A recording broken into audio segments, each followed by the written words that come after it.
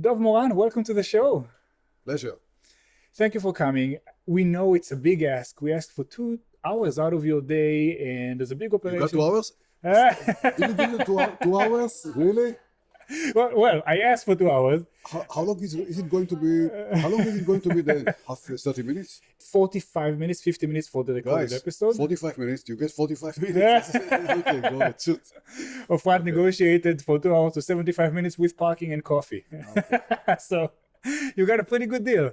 The coffee is good. Thank you, guys. The coffee is good. Yep. There you go.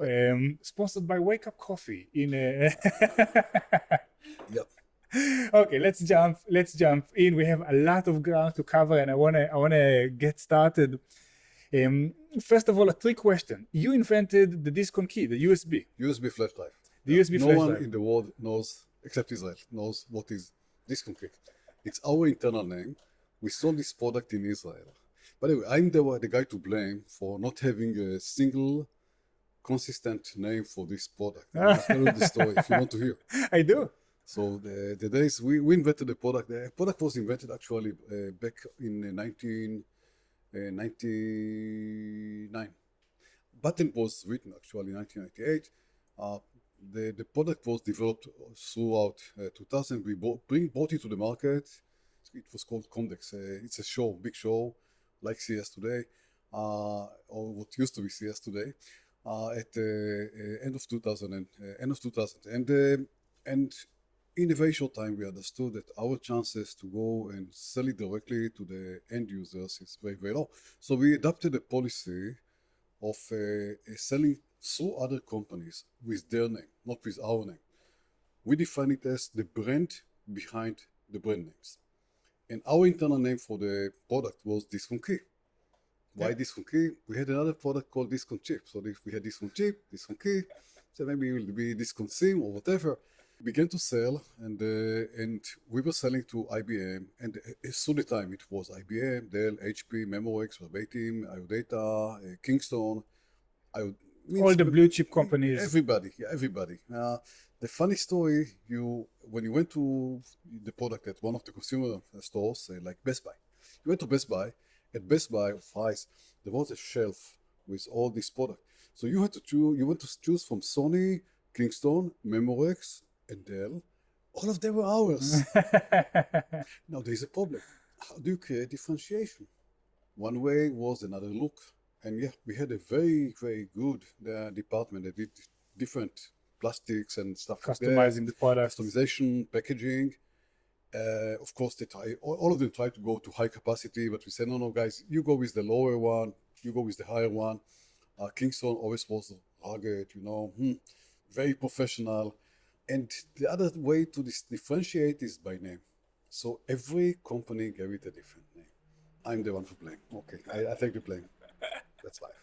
Hey, can I blame you for another thing with the USB? So many things. Okay. So One thing you cannot blame me. There is a joke about me. Yeah, in the internet. Running in the internet and I got it maybe 100 times in my life. And the joke goes that when Dov Moran will die. By the way, it's going to happen long means many years from now, not tomorrow. Don't expect. Hey. So it says when Dov Moran is going to die, they're going to try to put him into the grave. So they have to put him once, won't enter. They'll turn him, won't enter. Next time. I know the joke. Don't repeat it, guys, anymore. Anybody who listens, don't send me this joke anymore. I'm not the one to blame for that because this is something defined by a committee called USB Committee, established by IEEE. USB Committee. USB Committee. It was a subcommittee of IEEE. IEEE is a very known committee for electronics. Defines many standards, communication standard, HDMI, if you heard about that, that's a connector for the TV, and stuff like that. And they actually defined a standard that came to replace a very popular connector that was at all the computers until these days, called RS232.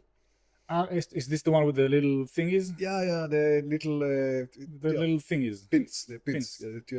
It's large, clumsy, It has the little bolts on the side we had to connect. It's exactly the one. Yeah, which was good for the maybe 80s when the PC was invented. So they came to do it. But I was very lucky because if they would see the whole picture, They could say that this will be good for connecting mouse, and keyboard, and other stuff, and memory. But none of them thought about memory. I'm very fortunate. These were guys from HP, IBM, Motorola, Intel was one of the big pusher of this new standard. And the thinking was replacing the RS-232. Now, when you replace RS-232, you plug things once. You don't really plug in and out. The biggest pain, if you have to take your computer to the lab, you had to like go behind and unplug it. That's and right, all yeah, of it that. was a big mess. So, but they said, yeah, but usually people connect something, the mouse. They don't disconnect and connect every day. And remember, this was the Dalet 1996 or 7. So they really thought about replacing this connector. And for them, if you connect it once, if you try this way, Doesn't matter because doesn't you do it matter. once. That's right, yeah. Got it. The point is that, so I'm not to be blamed for that.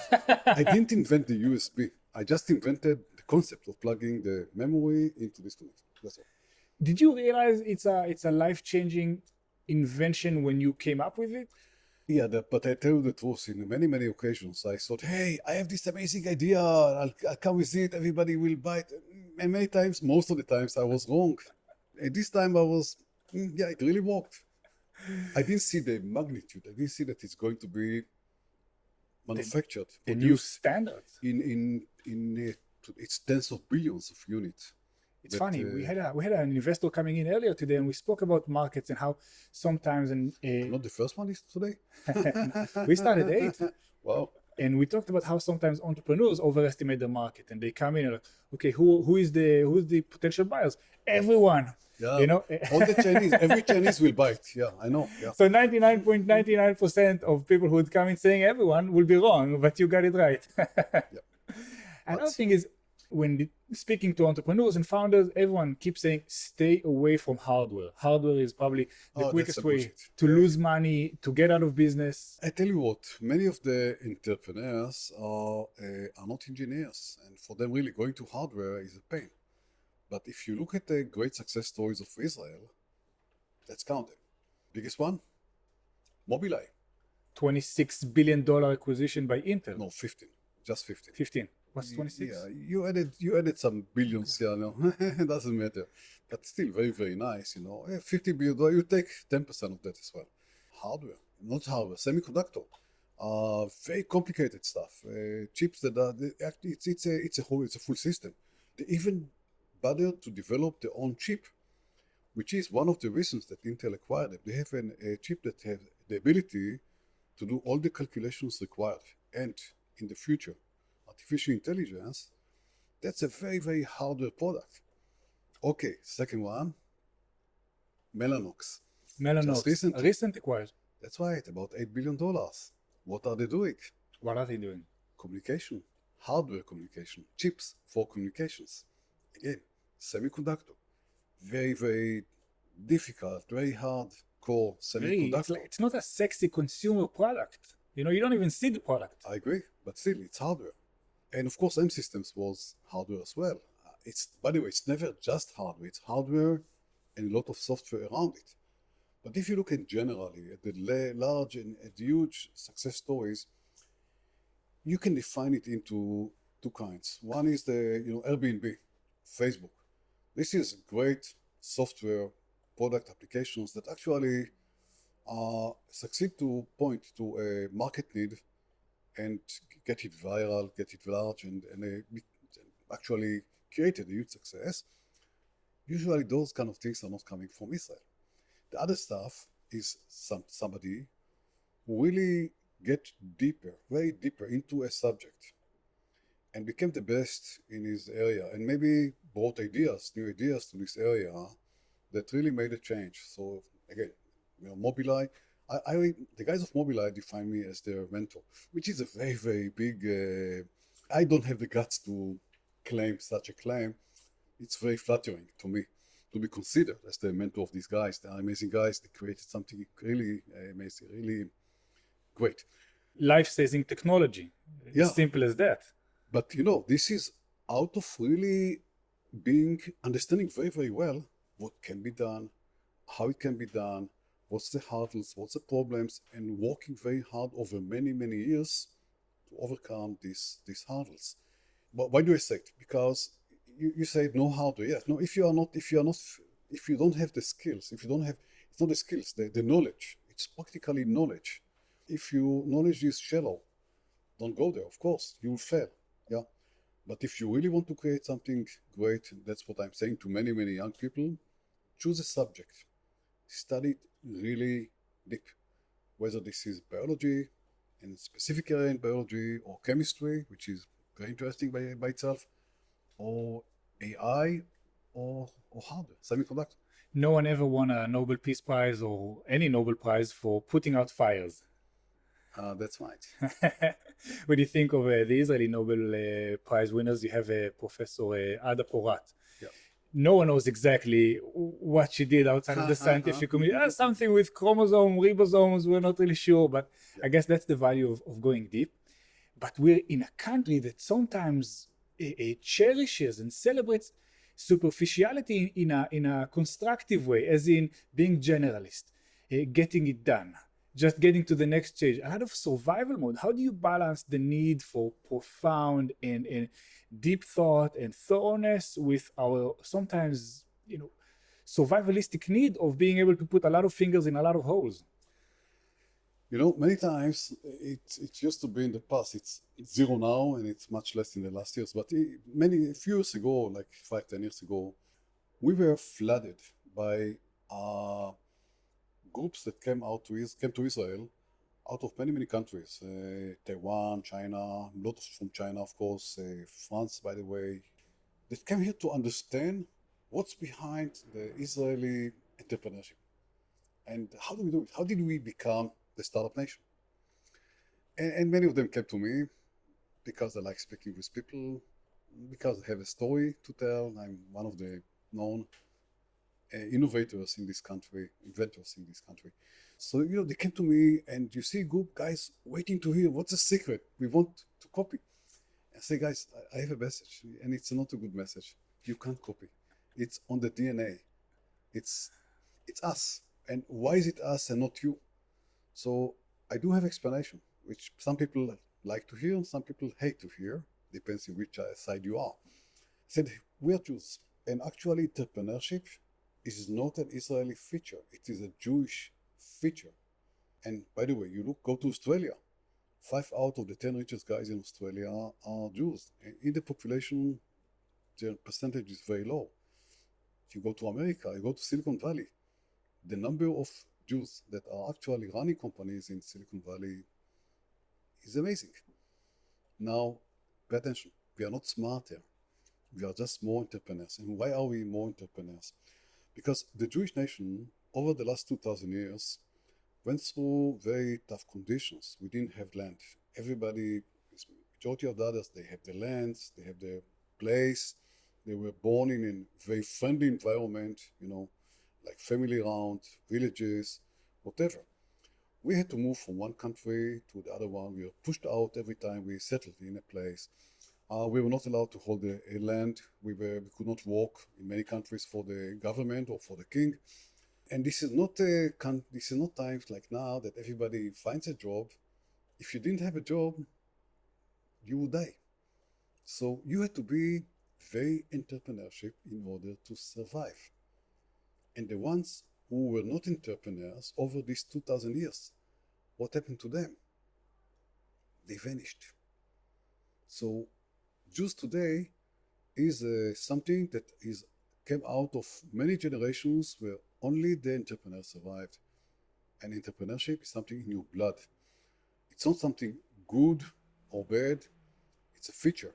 It is very deeply in your DNA. It means you don't take it out. You can't take it out. Dov, you were speaking about 2,000 years ago, and some people could think this is ancient history. No, I'm talking about throughout all these 2,000 years. I'll tell you maybe the most amazing story about my grandfather. My grandfather was a real entrepreneur, but he was amazing entrepreneur, even at today's conditions or today's scale or dynamics. Today's scale. Anyway, the war arrived. Hitler invaded into Poland. My grandfather, the entrepreneurs, said, hey, this Hitler is bad. We have to run away. We have to move out of here. Doesn't matter where, what, but we give up. We give up what we have, but we go out. He went to Russia. I do remember a story he told me, or my father told me, that he had a friends, he lived in a very relatively small town called Croston. So he talked with his friends. He said, guys, we have to leave, we have to run away. They were less entrepreneurs. Means they didn't have the entrepreneur spirit that he had. And they said, no way. One of them said, no, we just bought new furniture. If we go away, the neighbors, the non-Jewish neighbors will come and take everything we have. We can't leave it. What happened to all of them? They all died. He was entrepreneur. He was facing a change. He said, okay, money is not the issue. I'll give up what I have. Let's run away to Russia. He went to Russia with my father. He survived. My father survived. That's the reason I'm sitting here in this seat, talking about entrepreneurship. So it's deeply personal. It's not a history lesson. It's your life story. It's historically, one generation after the other that practically made entrepreneurship part of what we are, Jews. And of course, Israel has very many Jews, so we are very, very good entrepreneurs. Now, I said it doesn't mean that you don't have or you have no chance to have. It means it's levels. We are more entrepreneurs than others. But of course, entrepreneurship can be encouraged. And the guys who are winning the Olympics every year are not the guys that have the best DNA for running fast. They are the guys who work very, very hard in order to get there. So maybe if you just look at the age 0, they just born, somebody checks according to DNA who will be the best runner. These were not these guys. They were maybe number 10, 15. They were maybe worldwide, number 1,000, okay, which is very, very fast. Be number 1,000 out of, billions. Yeah. But still, the fact they were number 1 in the Olympics is because they worked very, very hard. So you can work hard, yeah. But don't believe that you can come here, listen to me or others, and copy it. There's also macro societal reasons for why Israel is the way it is, in terms of we are unable to trade with our bordering countries, which creates a specific mindset. It's not a country that has natural resources that could be easily leveraged, like mines or resources. And we are too small to sell inside. And if you look at countries like China, of course, but even Germany, they think of locally. What America is very, very local. Americans are calling their football game, World Championship, because they say that's America. We are the world. Yeah. Who else exists there? Yeah. Well. So, but when you started M Systems, it was 1989? Yep. 1989. So that's 30 years ago. How was the Israeli entrepreneurial landscape different then to what it is now? There wasn't any land, this was nothing. I see that in this year when I established my company, I would be very surprised to know that there were 10 high-tech companies established this year. I think there were something like 5. Probably there were 2 I didn't hear about. But getting out of the army, I was in the Navy actually, and establish a company, it looks crazy.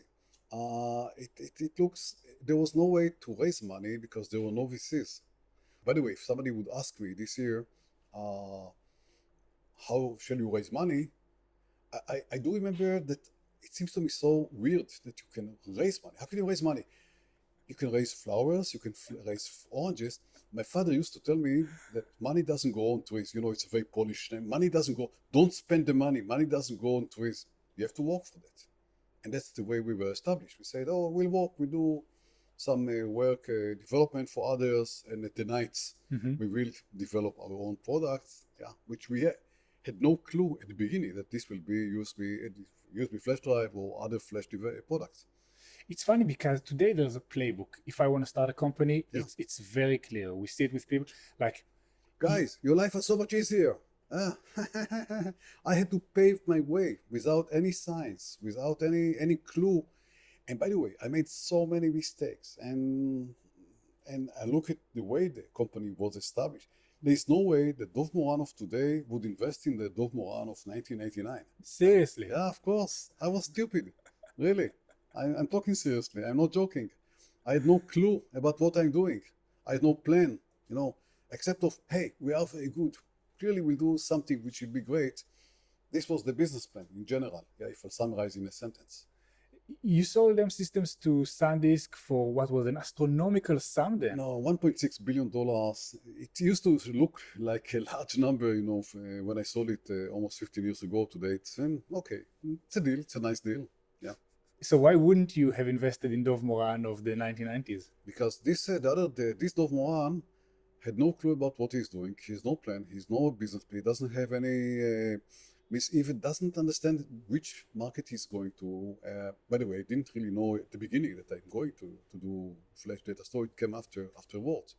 But the beginning actually was 1986 when I just began to think about I just was released from the Navy actually and thought about my future. But today, when we look at companies, we want to see it's different times. Means, yeah, of course, I think I wasn't so bad. Means I would, but today when we look at a company, we want to see a great team. We want to see a product or technology that is very unique, that is really, really great improvement compared to what exists in the market. We don't want to see 10% faster or 10% cheaper. It has to be breakthrough. It has to be tough to or impossible or very difficult to duplicate. So not that, hey, we develop something, the next day somebody comes with the same. It has to address a very, very large market, that would enable the company to reach a value of at least $1 billion. Yeah. That's a combination. And clearly there are many, many more details of how do we evaluate, what do we do, all the rest.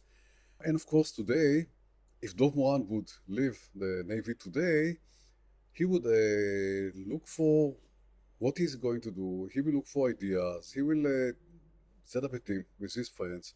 He will go and evaluate variety of concepts and until he will find the one that he believes is the really amazing one, that is outstanding, that can create a change. And he will check the market and see the market, and then he would go to growth ventures. Okay, so of course I believe I think that I'm going to invest. I would invest in Dov Moran of today, not in Dov Moran of 1986. So speaking of Dov Moran, following the acquisition, and we'll talk about Modu as well, but you went from being an angel investor to setting up growth ventures. Okay, so it's my story in general. It's M Systems, 17 years, actually 18. Then I established Modu in parallel to becoming the chairman of Dow Semiconductor. By the way, big mistake. You do something, you are not Elon Musk. You do something, do one thing, do it the best. Yeah. The cases that you do few things in parallel and succeed in all of them are very, very rare. It's so difficult to create a real large success that you have to be highly focused in what you are doing. Tower was a great success. Tower today is, I was the chairman. I helped the company to change direction and become whatever it is today. It's $1 billion, many billions of dollars traded company in NASDAQ. On the other side, concept of modular phones did not really succeed financially. Today I don't look at it as a failure because out of Modu came 30 companies. Some of them are successful, some were acquired. So yeah, financially it's not a success, but what's a success in your life? What do you find as success? Making money, that's the only criteria? Not really. Then I established a few more companies. Some of them exist still today, and I began to invest. And I see that one thing in what I do, one good thing about what I do mistakes. I never claim that I'm the best. I never claimed I'm the smartest guy, but I do learn.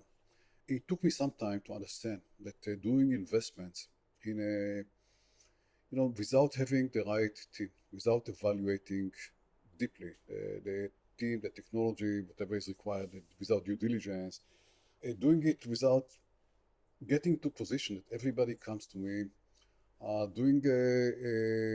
it's not the right way.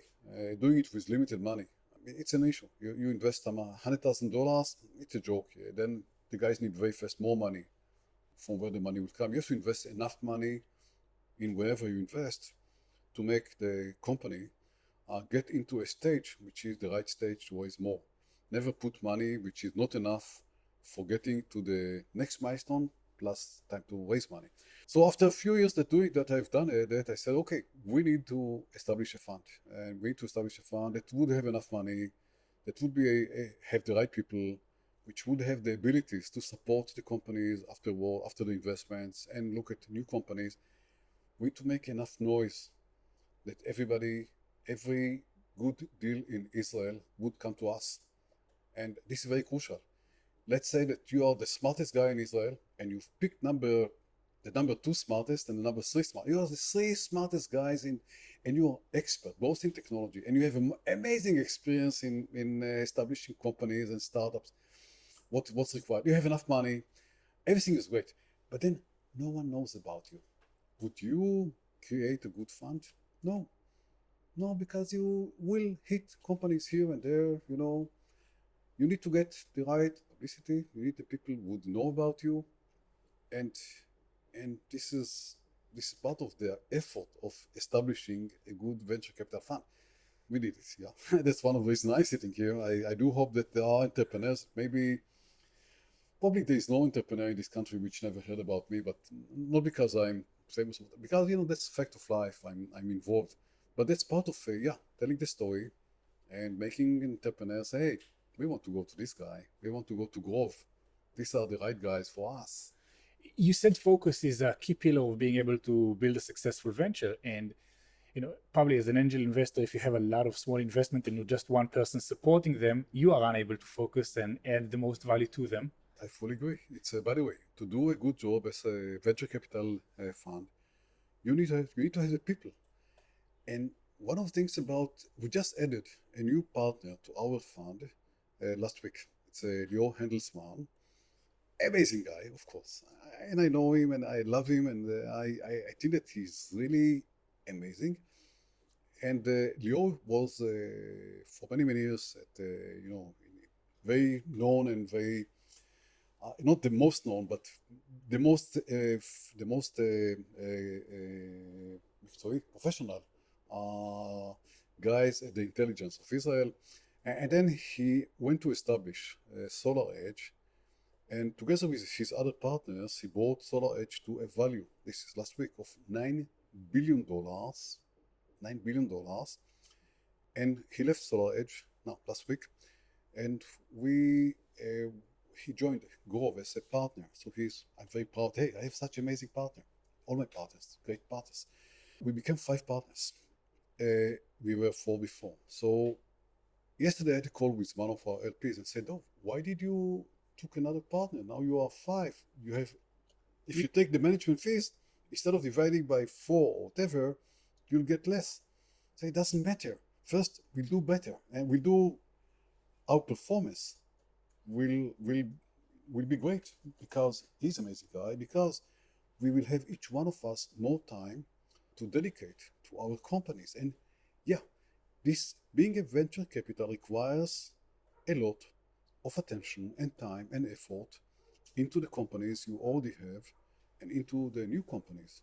Yeah, if you want to maximize the chances of succeeding, you have to be as involved as possible, add as much value as you possibly can. And I'm sure that at times like this, it's even harder. That's right. Yeah. How did the change and the transition into the digital first and the whole global pandemic affect you, your teams, your day-to-day? So in our case, it came very naturally, because if you would ask me before the COVID-19 about what's the future, what is the most thing which really is going to change the world, where the world is heading, I would tell you that I believe that the most important stuff, the biggest change that is going to happen is going to be in what relates to digital health. What relates, smart pharma and RPM, remote patient monitoring, sensors, a lot of AI that actually, in a way, not replace the physicians, but make the physicians have the capability to be much better. All the data gathering from all over the world regarding medicines, how they influence, who they are influencing, connection to DNA, computational biology, all of these things are going, this is the next thing. This is the biggest stuff. In the fund, about one quarter of our investments are before the COVID-19 at digital health. And we put a lot of effort into that because we see that this is a game changer. And it's a game changer in a way that it's actually merging electrical engineering, the software, the AI, together with knowledge on pharma, chemistry, sometimes biology, are going to be very interesting. It sometimes sounds like science fiction or a lot of buzzwords, but the use cases are simple and daily. If I go to my doctor after not being there for 6 months or so, the guy or girl, they barely have time to even look up at me and ask me questions. But I am monitored. I monitor my sleep, my heart rate, my exercise, and this data sits with me, not with them. Why, like this ecosystem, we need to start closing the loop and inform these doctors and using the data that we're gathering on ourselves, using our devices to inform their decisions, to elevate the level of services we're receiving. I'm so happy to know that this is something you're passionate about. I do. I tell you more than that. We dealt a lot with Japanese. We still have great Japanese partners in the fund. I have great Japanese partners at M System. This is Toshiba.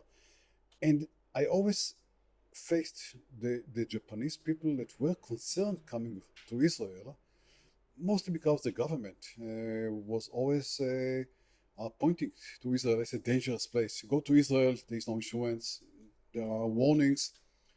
Somebody killed somewhere. Hey, come on! Every day people are killed by accidents. Yeah. So I used to tell my Japanese colleagues that wanted to come here and were worried about it. I said, do you know what's the most dangerous place in Israel that you really should not go there to visit? What is it? What is it? What do you think? What is it? Ayalon, the highway. Highway is very dangerous, but there is a place which is even much more dangerous: hospitals.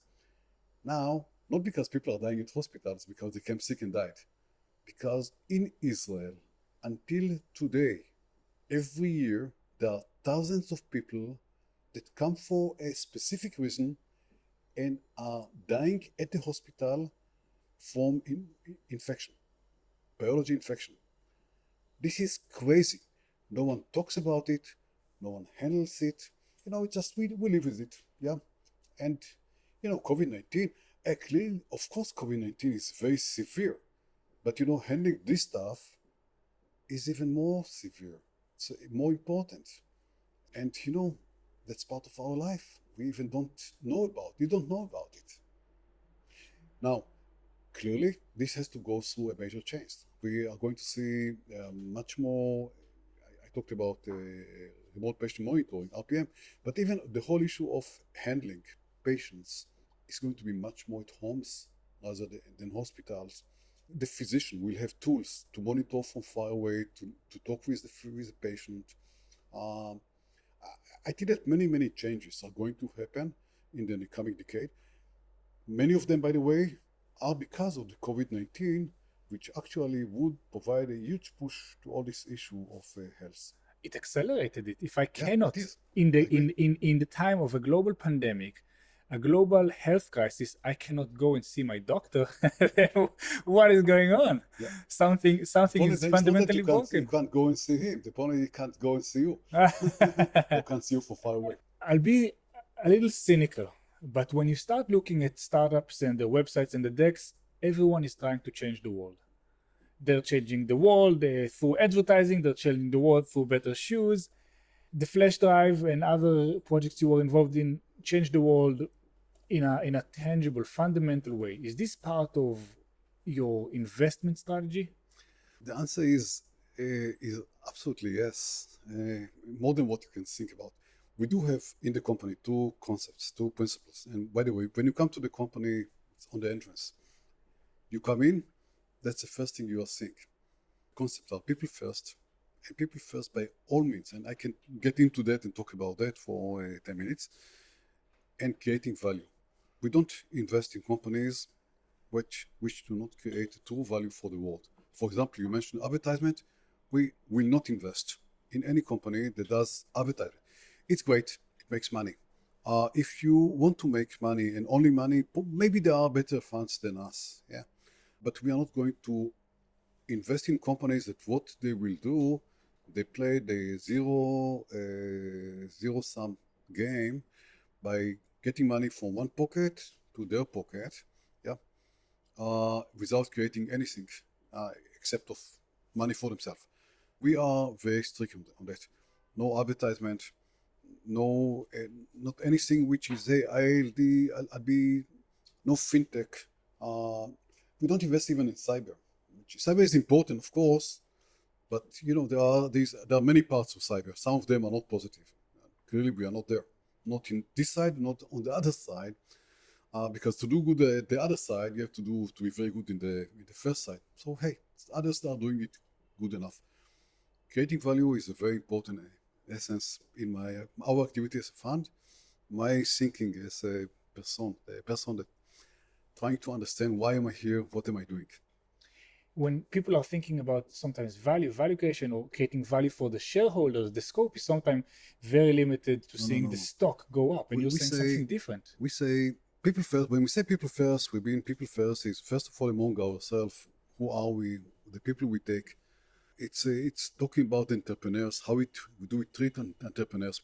We answer everybody. Yeah, we try to give them value by telling them why we are not investing, what's missing, what they do. We really think about the product. It's of course treating our own companies. We work very close to our companies. We invest a lot in the companies, and of course the most important stuff when we invest in companies is people. Yeah, but then the creating value is again value for the companies. It is clearly value to the world. The idea that we are looking. It is as well creating value for our LPs, our investors.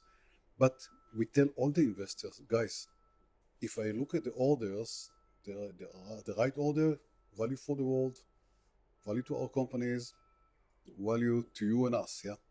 And we are the last in this list. If the only issue is, let's make more money, we just don't do it. I picked up something you just said about if I have a company or an idea and I come and I pitch you and you reject it for whatever reason, you won't just say, no, thank you, wish you the best of luck. You'll say why you're not investing. We try to do it every time we get a presentation. Now we're getting a lot. You have to understand, we get in a year over 1,000 referrals. People are approaching us and there are some times where things are so much immature or totally out of our scope that we say, guys, it's not us, thank you very, very much. Sometimes you say it's not us, but go to X, Y, or Z because they are good in that. If it's cyber, these are the right funds for cyber. There are good funds. If it's fintech, there are good funds for fintech. This is not us, yeah. But if it's something that relates to it, we do have knowledge and we can respond and we can help, we try to help. I get it. Do you feel that Israel is in a better position for the crisis or in a worse position? Well, come on. We know what happened here and how it was managed. So, we are a country like any other country, just that I think that the management of this country is done in a very clumsy way. Means, as I said, we are great in entrepreneurship, but sometimes when there is a crisis, you have to manage the crisis. We are not great in management. We are not good as team that everybody walks per the rules. Everybody here, entrepreneurship means everybody goes his way. You say, let's go there. Israelis, you tell them go there. Then some will go there, some will go there. One will go backward because he said this, he goes the other way. This is Israelis. So we talk about handling a disaster like that. We are not good, but more than that, unfortunately, we have in this country management, without going to specific names, that I believe that they are terrible in the way they handle whatever was required to be handled for a variety of reasons. And politics, focus, we can count them, we can guess them. So I want to go back to something more abstract, but also more tangible, and that's identity. Having sold them systems, coming with that huge momentum, and then a founding or building Modu.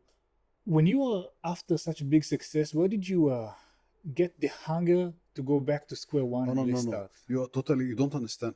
When I sold the company M Systems to SanDisk for $1.6 billion, my feeling was that I failed. I didn't want to sell the company. It's a very long story. We can have an hour about Why did I sell M System? It's a fascinating story, by the way, that is not known. But I did not want to sell the company. I was approached many times before by Eli Harari, great guy, amazing guy, great entrepreneur. I love this person. I was approached by him to sell M Systems, and I said no many times. And so when I saw the company, I had a nice portion in the company. I didn't feel, hey, great success. I said, hey, I have to continue my activity, and I went to Modu. And by the way, one of the mistakes I've done at Modu is I said, okay, I brought M Systems to over $1 billion sales, which is quite rare in Israel. So I have to do it very, very fast at Modu, and we have to move very, very fast to success, revenues, and one of the lessons is that there are stages. You can't really skip stages, and I tried to skip a few stages, and I failed on that. But I didn't went to establish Modu because I felt, hey, it's a success. No, I went to the other side. I went to do Modu the way I meant to do Modu, is because I felt that I felt it at M Systems. It's remarkable. It's like you're living everyone else's dream except your own, in a way. Selling the company, the big exit, all the opportunities in the world, and you're saying, I actually went to my new venture feeling like I failed. I think that it a lot depends in how do you define success in life, and how do you define the mission and the existence of yourself? Why are you here? Are you here to pass this 85, 95 years and that's it? Or are you here in order to live a remarkable something, add to the world, do something that makes this world a bit better? It's a scary question. I don't like that question on a Thursday. It's like actually, I know what's waiting for me. The emails, the calls, the errands, and I'm like, let's put purpose aside. It's a big question. I do agree. And by the way, most of the people in the world, what they live to survive. They live to survive. They live to make money. Many people, hey, I should make more money. If you walk like that, if you live your life like that, you never reach a target because there's no end to it, and you will always will be disappointed because there always will be someone who makes more money than you. And if you are the number one in the world out of 8 billion people, the next year somebody else will pass you, and you'll be so frustrated. Yeah, I was Bill Gates, and now I'm just number 4 in the list of the richest people in the world. Fuck. By the way, he's not like that. He's a great guy. He found actually his purpose. And you see what Bill Gates is doing. This is I adore him, not for what he was at Microsoft. I hated Microsoft. I hated the Bill Gates of Microsoft that was so forceful, powerful, monopolistic. That's right. So creating a monopoly and whatever. But nowadays, I think that the guy is really amazing in what he's doing. He found a purpose. People who live their life where money is everything, they are actually very miserable. They are miserable. That's why they are miserable. They have no purpose. There is no satisfaction, fulfillment. That's right. So my generation, I'm 36, and people who are 10 years younger than me, we're all in that conversation of purpose. What should I be doing with our life? And we take our lives very seriously. There's a lot of what is the meaning of all this? Where should I be giving my time? But you're saying even Bill Gates, with all the opportunity and experience that he had, only found his purpose later on. What advice would you give people who are feeling that they should have their purpose when they're 25 or 30? Well, first of all, define your purpose, and try to define it not by making a lot of money or going to Hawaii. Yeah, going to Hawaii is nice. I've been to Hawaii. Me too. It's beautiful. I'd go again.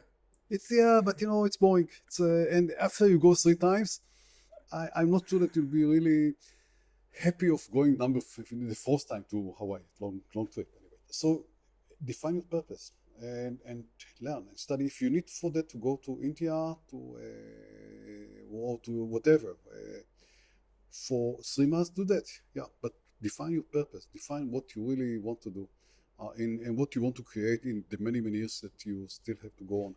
My advice to young people: go and study something and try to be the best in what you study. Choose a subject. Now, clearly, you don't know at the age of 25 what's the subject even, but if you go to study, if it's history, be number one in history. Look at Yuval Noah Harari. He's amazing. Yeah. And he picked a subject and he is expert in his subject, at least in expressing the subject very, very nicely. Go to chemistry and, and in chemistry you find many areas that many were not tested yet. Many maybe are not explained yet. Build a change out of this, deepen into a subject and create something that really would create an impact on the world. That's my advice. It's so tempting because a purpose, you can derive it from going through a lot of experiences. You've experienced a lot and you've tested a lot of things, and now you know where you can kind of like want to spend more time doing. And experience, and after you've acquired experience, then you have to focus. So you go through life in these stages of broadening up and gathering experience, and then zooming in and going deep on stuff. And I think it's a journey. It's not a... It's a journey, clearly. One more thing I have to add, because I don't want to mislead, and it's you can just think like I want to become a teacher, because I think I enjoy teaching. I think that teaching young people is very crucial. That's great. Look at it as a mission for life. Try to become the best teacher exists ever. Somebody that when your pupils, when the guys who came to study with you would grow up, they always remember you and talk about this teacher. I had teachers in my life, and what they gave me is something that would always go with me until I die. These are people that said, I'm going to become a teacher, but I'll be a teacher which will be remarkable. So choose any subject. It means I don't say you have to be engineer. Not everybody wants to be engineer. Not everybody needs to be scientist. Pick whatever you pick. Say, this is what I'm going to do. I'll do it the best. I'll explore things. I'll try things that nobody else tried before. I'll be unique. I'll work hard to be very, very, very good in what I'm doing. I'm debating whether or not we want to go into Modu. It's a story that you've told so many times before. I don't know if our listeners, which is a global community of knowledge workers, of young startups, of entrepreneurs who are going through growth stages in their lives, the people who find the show compelling are the ones, first-time manager, first company, transitioning, when there's a lot of uncertainty. So maybe let's go over the Modu story just to make sure that those folks who are listening to us get the value out of that, because that is one hell of a ride.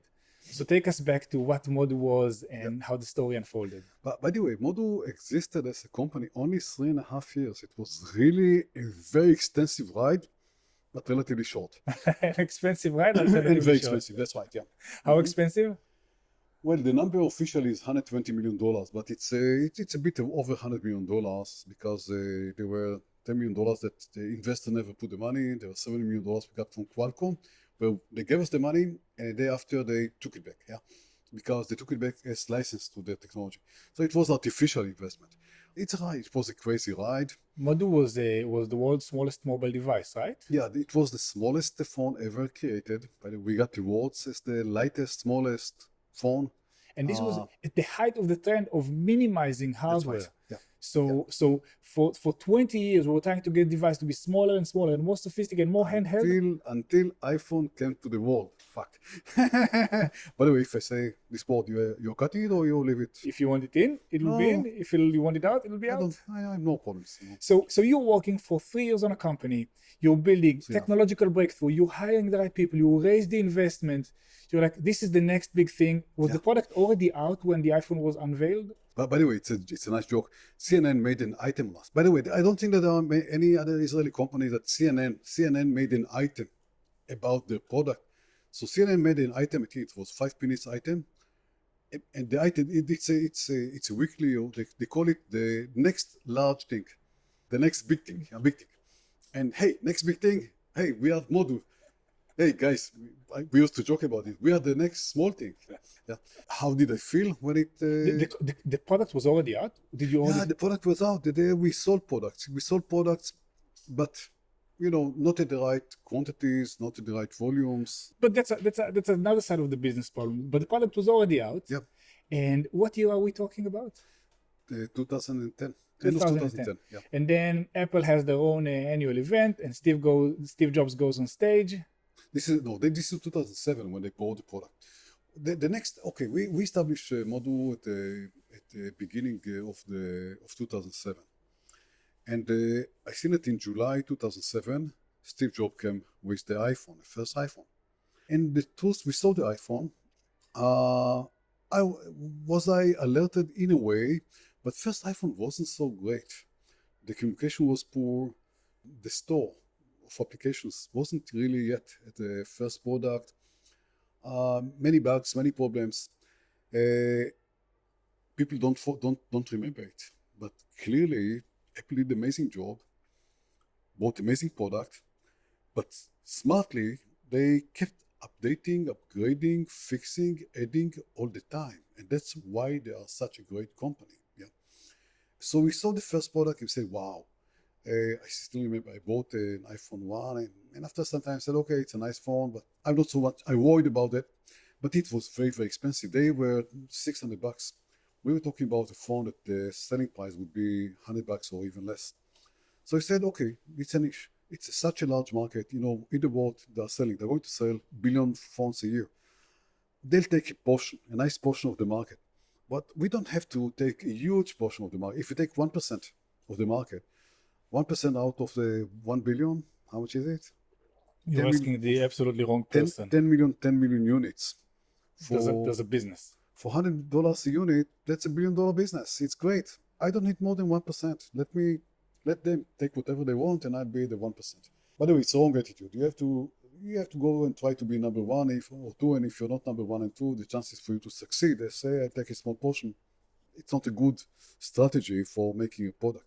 So anyway, this was the concept. We moved on, but they became better, smarter, stronger, and all the phone market changed. Instead of trying to look for a small stuff, low cost, the market changed to functionality that could be updated, changed, replaced as we thought.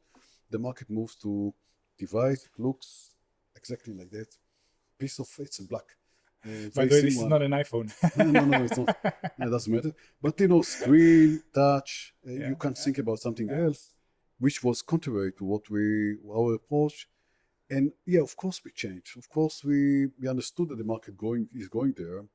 Variety of reasons that we had to continue with Model 1. That's our first one, which was not a touch device, which dragged a lot of money and energy. I won't go into the whole story.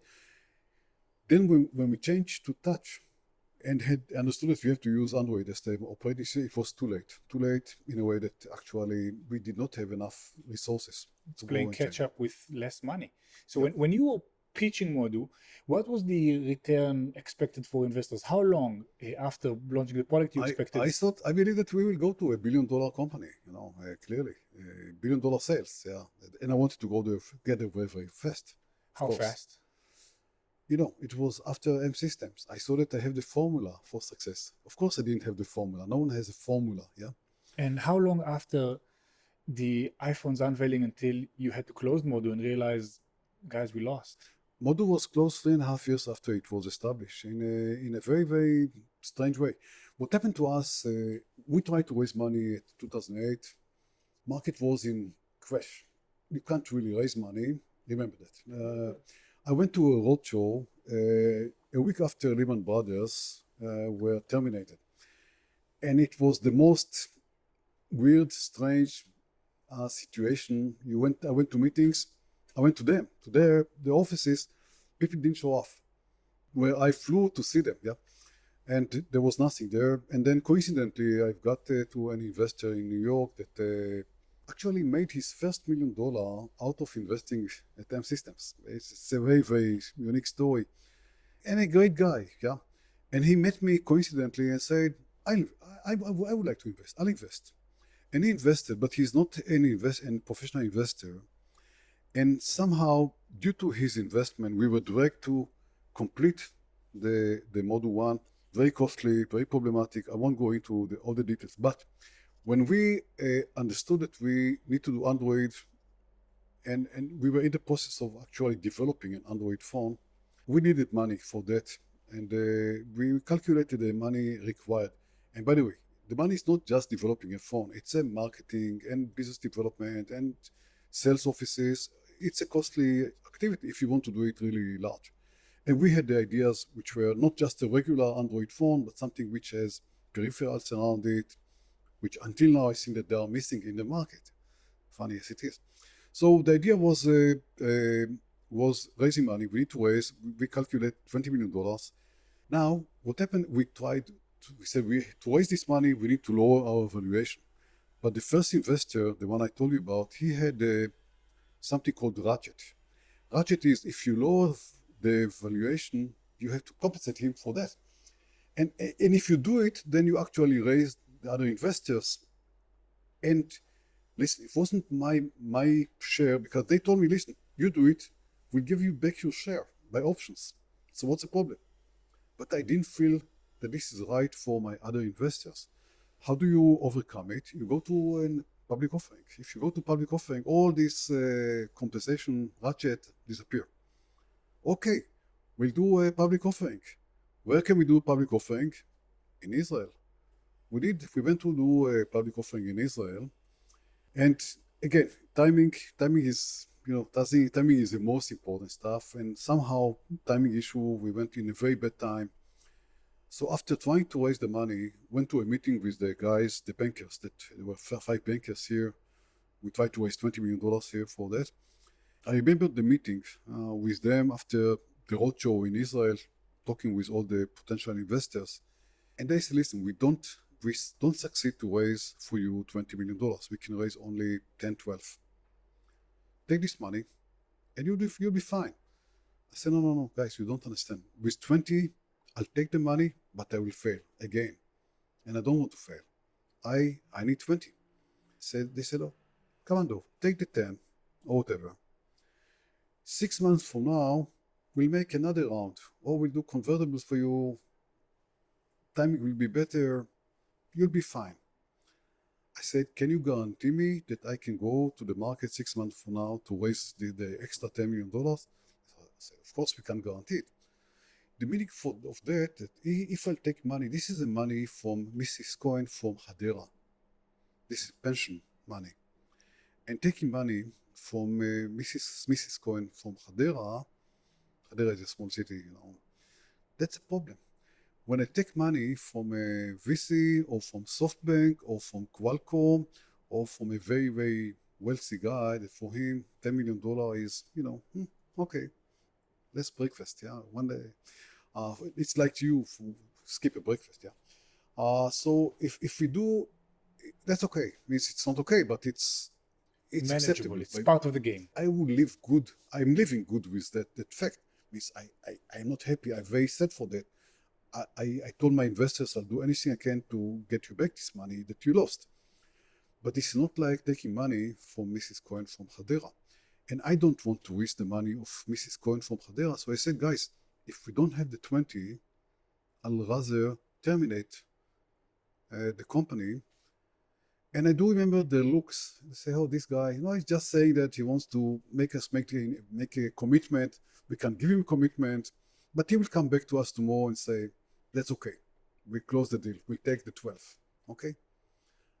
I called them the day after and I said, guys, I terminated the company. No more. Closed. I closed the company. How was it? Very, very painful. I didn't sleep nights.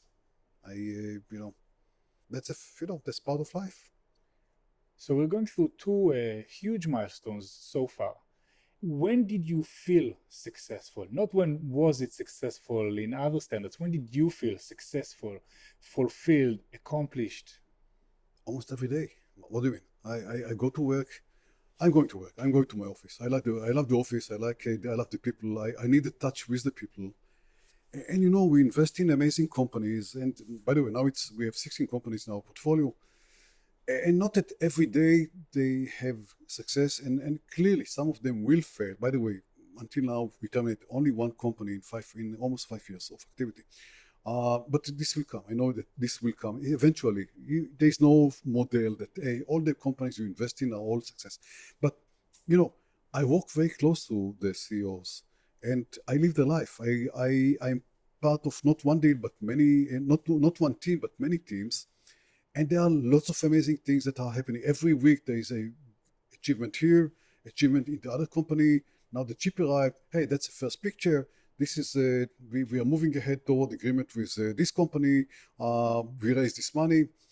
And, I'm very, very happy with what I'm doing every day. It's noticeable, and it was noticeable even in our engagement towards this talk today. We reached out to a lot of people, and one of the most enthusiastic ones were you guys. Like the level of engagement you still have with the market and the field and the trenches is amazing. I have to disappoint you, not because of you. We are enthusiastic about anything we are doing. I know, and it's part of the exciting thing that it's very high level, the conversation, the engagement, and something that's I respect a lot. Now, I want to be respectful to your time as well, and so I'll move on to a round of quick fire questions. We would love to hear the backstory for all of them, but just to make sure that we cover at least the tip of the iceberg with some of them. When the Disc on Key was released and the stock for the company was still not a success, how did you persevere throughout those initial stages where the market was still skeptic and hesitant in buying into the Disc on Key idea? I saw that we are heading toward the success. I believed in the success. I talked with people, I talked with investors, I talked with the market about the potential. By the way, do you remember at the end of 2001, there was a reporter calling me while I was driving. By the way, I learned a lesson today. From that time until today, I never allow to have a reporter talking to me while I'm driving, because I really need to focus in driving and not with what I'm saying. And the guy was annoying, like, Dov, how come your stock failed or didn't go up? And I said, listen, I believe in my company. I truly believe that in 5 years from today, we will reach $1 billion revenues. And 5 years after that, we reached $1 billion revenue. So it's internal conviction. Yeah, there was internal conviction. Yeah. Now, a few non-technological, super important technological thing, which is women in tech. You are one of the biggest advocates for gender equality in general, but specifically in tech. What prevents us from reaching that point of equality, and what should companies do to improve on that? So first of all, no doubt that women think differently, much less ego. We male are trying to be the best and show how great we are. It's full of shit, yeah? And they don't have it, which is a huge advantage over us. On the other side, the point is that since they are not like that, they are not rushing to run companies, and they truly work very hard to create some balance between family life and work, which we are not doing that. I do admit this is one of my fault in life. I put much more time into the work and office and activities and inventions rather than family. Although I have amazing kids, yeah. I think that you need to understand it, and you need to take it into account, and you need to have people in the team. I just saw today or yesterday that the new committee of the government to deal with the corona, 10 male, no women. Fuck them. It's crazy. They need somebody there to have this sort of thinking, which is so much egoless, to really understand and ask the right question and say, guys, let's stop here. This may lead us to this disaster. Let's risk maybe. And yeah, we miss it in our countries. You look, by the way, at the countries that handled the COVID-19 correctly. These were countries led by women. We're talking about Northern Europe, Germany. We're talking about New Zealand. New Zealand, that's right. Yeah. So yeah, we need more women. Another sector of the Israel, 8 million people or so, it's a limited workforce. So we need 9 million people. So we need to kind of rally all of the people who can and are willing to do work. And one topic I want to ask you about is ageism in tech. It feels sometimes like entrepreneurship is a young people's game, and yet the experience and the knowledge and the connections and the availability among people who have passed 40, 45, 50 is great. How do you feel we're doing as a country, and what do we need to do to improve? So first of all, I'm dealing with deep tech, not with startups, which is different. It's not the same. It's to do Airbnb or Facebook. Yeah, you need to be probably 25 years old. To do semiconductor, the older you get, more experience, you do well. So there's no age is not a factor practically. That's if we don't look at how old is the entrepreneur. Means of course some of them they can be 40 and old, they can be 60 and young. Yeah, I'm 65 by the way. Yesterday, I'm 65. Yesterday. Yeah, Mazal tov. thank you very much. So it's an ageless activity, and when I know some of my guys who learned with me, went with me to the army, navy, and some of them are old. I do admit they gave up. Don't give up. That's what I tell them. And by the way, if it's not high tech, go and become a teacher. This would be amazing for the education system to take in elderly people which are more experienced and have their authority coming from the age out of it and become a teacher, great teachers. And of course, there's no meaning. It's the age of 67, retirement age, totally meaningless. I know a guy which is over 90 that is active, inventing, running, pushing. SU is 25. You worked with your father until he was much older. Yeah, my father worked at actually M Systems, and when I sold the company to SanDisk, I went to Modu. He stayed at SanDisk actually, and he died at the age of 90. Unfortunately, too young, yeah. But he worked until his last day. And he died in the hospital. He was in the hospitalized, by the way, not for infection, yeah, fortunately, but he went for being interrogated, tested for, analyzed for something he had. And the most is real happiness. I do remember his face when the head of the department is coming to tell him, Mr. Mintz, I was Mintz before I converted to Moran, army, years ago. She said, Mr. Mintz, you are okay, you are fine. You can go Sunday back to work. And he was so happy, age of 90, that he can go back to work. And he died 2 hours later. Yeah, that's reality. I'm going to die at the office as well, by the way. They have to drag me out of the office.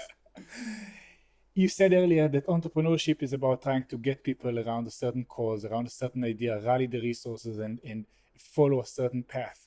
And now we're seeing that there's so much diversity and we need to operate with so many different people who are very different to us, age-wise, gender-wise, perspective-wise, opinion-wise. Your personal life, you have your father of four and you are a secular person and yet your wife is religious, right? Yeah. How do you balance those two worldviews in the same household? Complicated issue. It's never easy, but growing up in Israel and Nothing is simple. I don't have any formula to say, hey, you have to live your life X, Y, or Z. There are others that will do it much better.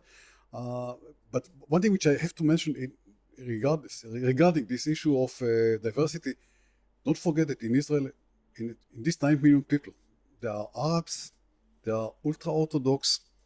We need to handle them as well. We need to make Arabs become part of the working force, of the high tech. We need to encourage the ultra-Orthodox smart guys to study more than Bible and Gemara, actually Gemara, not Bible.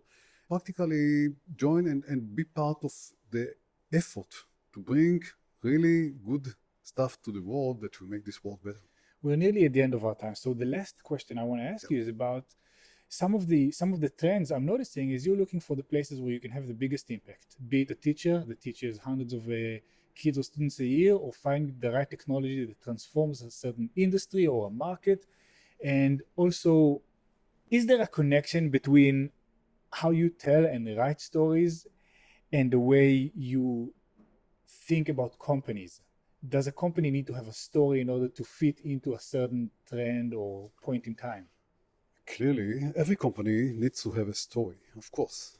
Every person needs to have a story, a real story, not invented story. Yeah? There are guys which are inventing, we won't go into names. Yeah? But clearly, yeah, we need to have stories. Why do I tell a story? I'm coming here to tell a story because you can influence by stories. Stories, people listen. I do hope that people will see it and people say, hey, I can do it as well. If this stupid guy could do it, of course I can do it. And they are very, very correct. I hope that people would understand that, going to high tech, going to entrepreneurship is not an easy path. It's a tough path. They should ask themselves, are they ready to do it?